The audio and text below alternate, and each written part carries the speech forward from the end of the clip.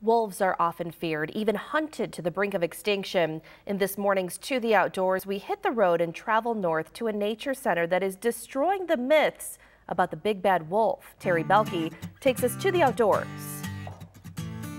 Exploring the wilds of Ontario is like opening a treasure chest for outdoor lovers. Every trip up north brings a new and interesting find.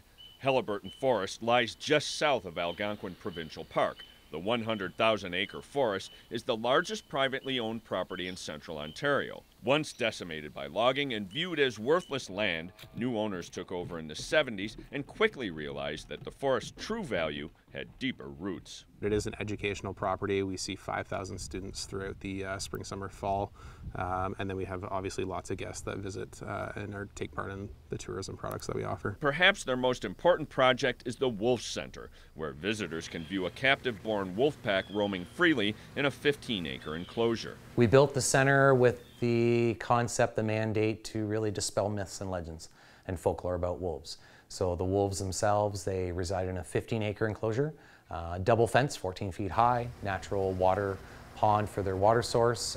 We basically mimicked their diet identical to our wild packs. The pack originally began in Michigan in 1977 and eventually came to Haliburton in 1993.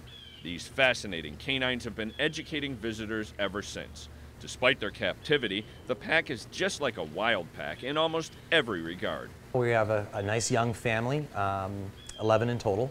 So we have Luna and Fang, who are the alpha pair, so they just turned 6 years of age.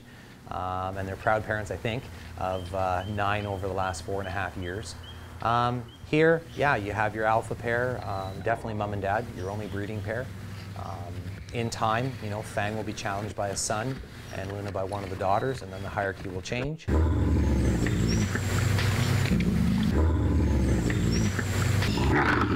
The Wolf Center staff takes great pains to make sure the wolves remain as wild as possible. And even though they're not, say, socialized with people, they're not truly wild, they're kind of somewhere in between. We're still the caregivers for those animals, so anything they need, they get.